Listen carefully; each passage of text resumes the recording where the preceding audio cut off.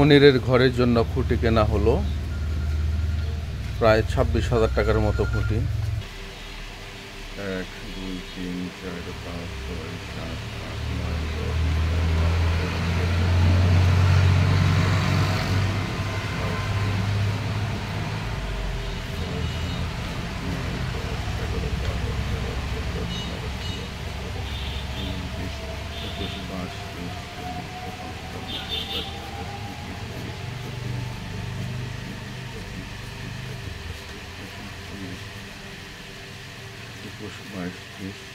10 25,000 আছে।